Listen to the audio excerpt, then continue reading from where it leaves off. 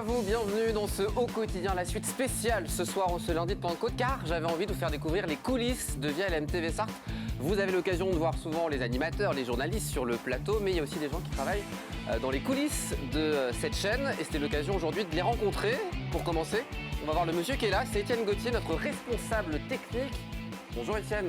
Ça va? Ouais, bon on va se tutoyer, on se connaît très bien. Alors toi, tu as l'habitude du plateau, les gens ne te connaissent pas. Présente-toi pour commencer à nos téléspectateurs qui nous regardent ce soir. Qui nous regardent nombreux. Évidemment, comme tous les soirs. Nombreux. Je m'appelle Étienne, j'ai 24 ans, je suis arrivé ici il y a à peu près... on a commencé ensemble, Aurélien, il y a 4 ans, bientôt. Et puis je suis passé responsable technique il y a 1 an et demi, quand Gérard Giraudet, notre directeur technique, est parti à la retraite. D'ailleurs, je le remercie de m'avoir fait confiance et je remercie aussi Pascal Brelon. Puisqu'on fait de grandes choses, on a fait ce plateau. Ans, déjà responsable technique, c'est quand même l'information à retenir. Donc quand on est arrivé il y a 4 ans, le plateau était bien différent, on va le voir en images. C'est ça. C'est ça, il y a même eu une époque où il y avait 3 plateaux différents, ici, parce que c'était des enregistrements, et puis ensuite on est passé sur le direct. J'étais pas encore là, un plateau a été monté, qui a été modifié avec le temps, le plateau à hublot, qu'on pouvait voir qui était ici. Là d'ailleurs on voit Pascal Brelon, on voyait Pascal Brelon dans Intensément Sarthe, ça c'était l'ancien plateau de la quotidienne. Et donc c'était des caméras qui n'étaient pas robotisées à l'époque. Et puis ce plateau a évolué pour que justement on arrive au plateau qu'il y a aujourd'hui. Alors, l'image, pardon Étienne, je te coupe. Oui. Là, c'était la première évolution que tu as amenée à LMTV, qu'on a amenée avec. Il y avait Gérard Giraudet à l'époque. C'est ça. C'est la première version du plateau. On l'a modifié à la rentrée, c'était en septembre 2017. Ouais. Quand on est arrivé, on a fait ce plateau en partenariat avec les Meubles Le Breton. Donc là, on voit l'arrivée des caméras robotisées.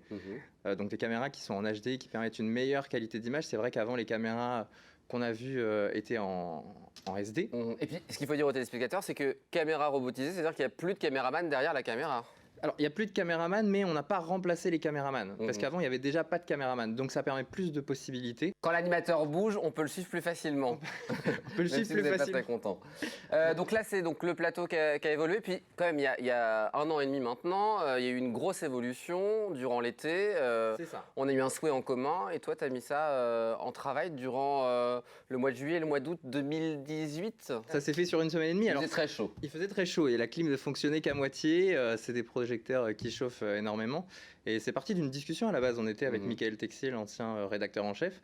Il y avait Pascal Brelon et toi, on discutait. Et puis notre souhait, c'était d'avoir 2 espaces. Un espace pour les émissions et un espace pour l'info. On a aménagé ce plateau pour justement qu'il soit fonctionnel pour tout. Par exemple, l'espace qu'on a derrière nous avec le desk où on présente l'info. Le desk est sur roulette, donc ça permet de l'enlever et donc d'avoir un espace un peu plus modulable où justement il y a des lives qui sont faits. Par exemple, sur les Sartois du web, on a eu des lives. Le but, c'était d'avoir ce plateau principal pour les émissions et un espace modulable où il y a l'info. La caméra va me suivre. En fait, on a notre desk sur lequel on présente le journal qui est juste ici. Donc, 2 espaces Toi, tu es à la place distincts. Là, tu es à la place du journaliste. Exactement. Et là, je suis à ta place. Il y a les petites marques au sol. Tu ne dois pas bouger. Ça bouge. Parce que du coup, on a besoin évidemment de moduler l'espace, notamment quand on reçoit des artistes. C'est ça aussi l'idée de faire cet espace-là. C'est ça. Le desk passe juste ici. Il va tourner.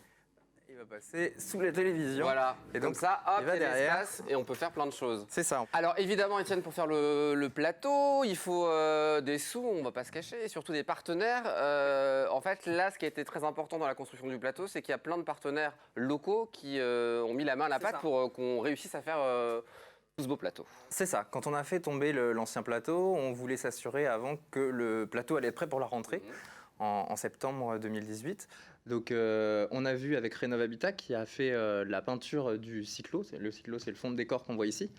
Il y a aussi les cloisons qu'il y a derrière que vous voyez en bleu. Donc ça, c'est Brine Alors, qui les ce a que fait. les gens ne savent pas, on va leur dire, les cloisons que vous voyez derrière Étienne, elles sont en carton. En carton.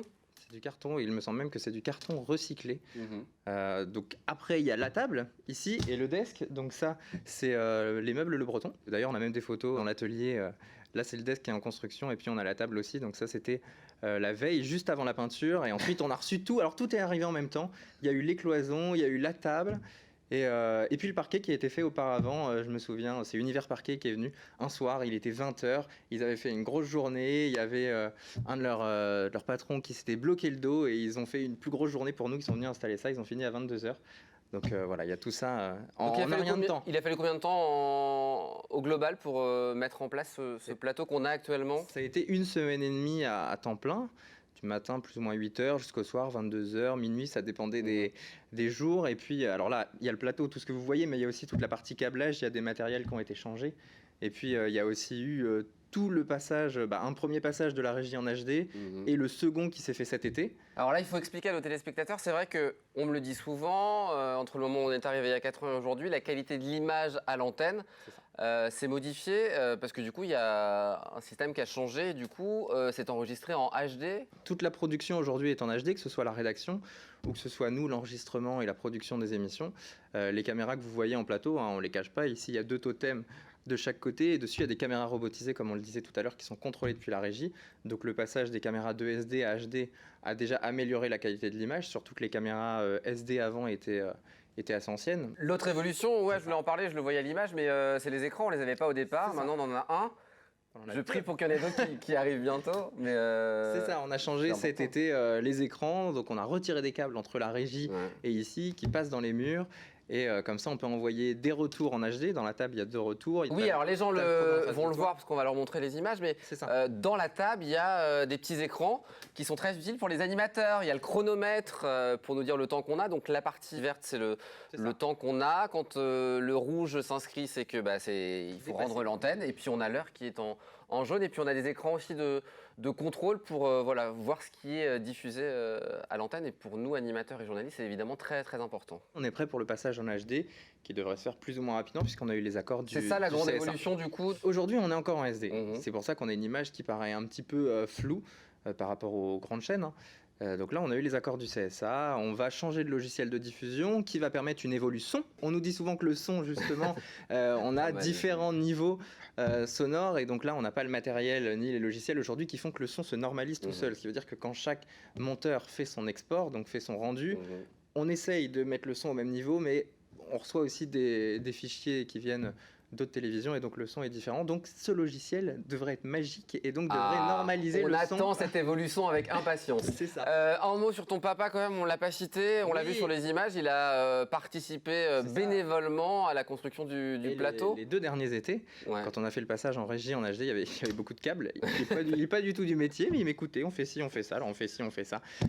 C'était top parce que donc on a fait l'estrade, on a fait plein de choses et puis quand j'étais un peu plus sur la partie technique, il allait faire un peu de nettoyage, un peu de trucs comme ça. Et ça parce qu'il faut tout faire pour que le plateau soit nickel. Il faut tout faire. Et ce qui est génial, c'est que ça nous a permis de passer 1 semaine et demie, 2 semaines ensemble à temps complet. Donc on a partagé des bons moments. Étienne, maintenant du coup, c'est le moment d'aller en coulisses parce que là on a vu la partie lumière sur le plateau, mais il y a aussi la partie un peu plus obscure, c'est la régie technique. Il y a plein de boutons, il y a plein d'écrans. On va demander à Louis-Baptiste de venir et puis il va nous emmener là-bas, direction notre belle régie que tu vas expliquer à nos téléspectateurs. C'est loin parce que j'ai pas beaucoup le temps, moi j'ai du travail après. Eh ben on se dépêche, on y va.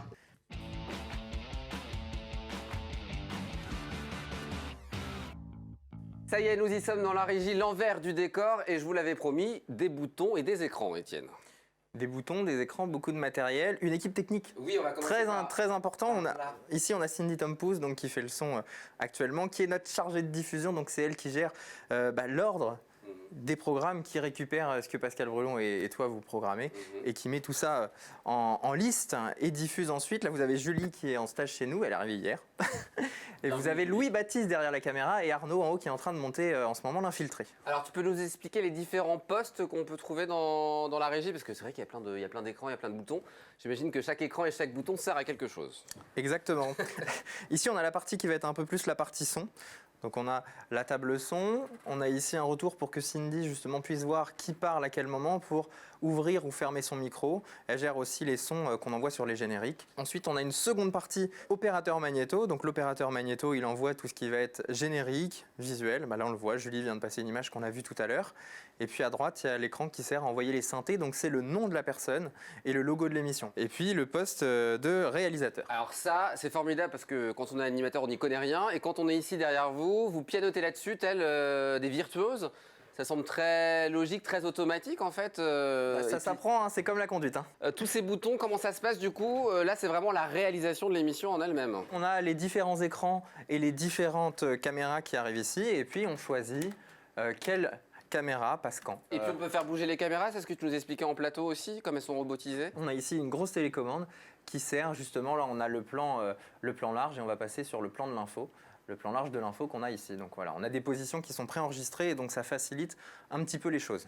Étienne, merci pour cette présentation de la régie. On va se retrouver à l'extérieur dans quelques instants avec Louis-Baptiste Fromont qui est juste derrière la caméra.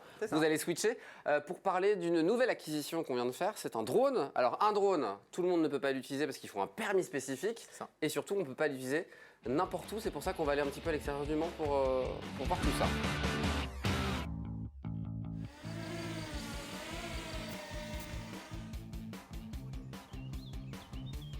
Et nous sommes là, nous sommes à l'extérieur de LMTV avec l'un de nos techniciens, Louis-Baptiste Fromont. Bonjour Louis-Baptiste. Bonjour Aurélien. C'est un plaisir d'être avec toi. Alors, on est à l'extérieur. Juste fais attention à Étienne, notre responsable technique qui est juste là. Je reste toujours en sécurité. Coucou, voilà, ça va Étienne? Fais attention, il y a un espèce de truc derrière toi. On va parler évidemment de ce drone. Juste quelques mots sur toi. Étienne a 24 ans. Toi, tu es encore un petit peu plus jeune. Exactement, j'ai 22 ans. 22 ans et tu fais plein de choses à LMTV. C'est ça. Je suis technicien vidéo, je m'occupe de la préparation des émissions et de leur réalisation en direct. Et puis, tu as une spécificité aussi, hein, tu es très créatif. Il y a plein de génériques et de virgules, comme on dit dans notre langage, que tu réalises. Notamment une superbe émission, Sortez-moi de là, qui a été un peu améliorée. T'es adorable. Alors, un drone, c'est formidable, mais pour avoir un drone, il faut avoir une personne qui a un permis de drone. C'est ton cas, toi? C'est ça. En fait, le drone, c'est quelque chose qui s'est vraiment démocratisé durant les 10 dernières années. Et en fait, on a essayé de mettre des lois sur l'utilisation de ces engins qui peuvent être dangereux. Alors aujourd'hui, on a un drone. C'est quoi l'utilité d'avoir un drone quand on travaille en télévision? Alors pour tout ce qui est production audiovisuelle, en fait, le drone, ça permet de faire des plans très larges, des plans assez loin où on peut voir l'ensemble de l'endroit où on se situe. Et ça permet justement de situer un endroit, mais ça peut aussi permettre de faire de très beaux plans de paysage et de montrer un peu une ville, par exemple. Parce que des fois, c'est compliqué d'aller voir par exemple, un château dans son ensemble ou de monter en hauteur. Là, c'est le cas grâce à ce drone. Jusqu'à quelle hauteur il peut monter? Je pense que là, il n'est pas à sa hauteur maximale. Voilà. Alors, la loi m'autorise à monter jusqu'à 120 mètres. 120 mètres. Et à quelle vitesse il peut aller le drone? Oula. Alors, ça dépend des drones. Celui-là, c'est un drone qui est fait pour l'audiovisuel. Donc, on a des vitesses qui sont assez restreintes pour pouvoir faire justement des plans plus précis et des plans qui sont plus beaux, plus stylistiques. Mais tu as aussi des drones racer. Et là, c'est vraiment de la course qui va très vite. Ça peut aller à plus de 100 km/h facilement. L'autre question, c'est le drone, on ne peut pas l'utiliser n'importe où. Là, on est un peu à l'extérieur du Mans parce qu'on ne peut pas, par exemple, l'utiliser en centre-ville du Mans, le drone. Il y a une obligation en fait, de déclarer tout ce qui est vol, utilisation des images et bien sûr de prévenir en fait, les gens chez qui on va pour leur dire que tout bonnement on est susceptible de survoler les lieux. De leur maison ou autre. Donc il faut des autorisations tout simplement. C'est ça. Pour tout le monde, même pour nous en télévision, il faut prévoir à l'avance qu'on va faire un tournage. Exactement. Donc s'il fait beau ou s'il fait pas beau, tant pis quoi, il faut refaire à nouveau une autorisation. C'est un petit peu compliqué ça dans l'audiovisuel. C'est très restrictif mais ça permet que les choses se fassent bien. Merci beaucoup. Donc vous verrez régulièrement à l'antenne ce drone dans des reportages. Ou autres documentaires que évidemment les techniciens réalisent. On va remercier l'équipe avant de se quitter. Céline Tompous qui travaille à la production. Exactement, Arnaud Dechart, technicien. On va remercier aussi nos stagiaires qui sont là en ce moment. Oui. Julie, Marceau. Exactement. Pascal Brulon. Oui, c'est notre boss, il faut toujours remercier le patron. Hein. Voilà, la rédaction, toute l'équipe administrative. Merci beaucoup. Ouais. Avant de se quitter, la dernière fois, j'ai piqué la caméra pour rigoler, pour essayer de réaliser. C'est pas très simple, mais j'ai réussi, on est bien d'accord. Avec succès. Et toi, tu as décidé de monter ça sous la forme d'un petit clip de 30 secondes, c'est ça? C'est ça. En fait, c'est un petit bêtisier qui est une reprise d'un générique d'une série américaine très connue.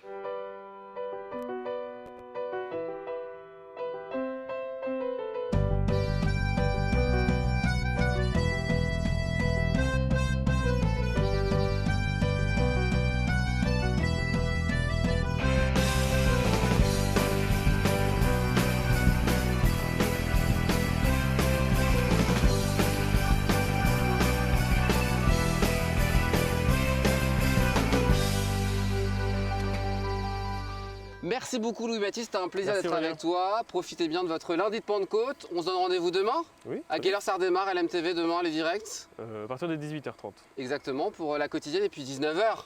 L'émission incroyable, sortez-moi de là. On se dit au revoir avec le drone Louis-Baptiste. À bientôt, à demain.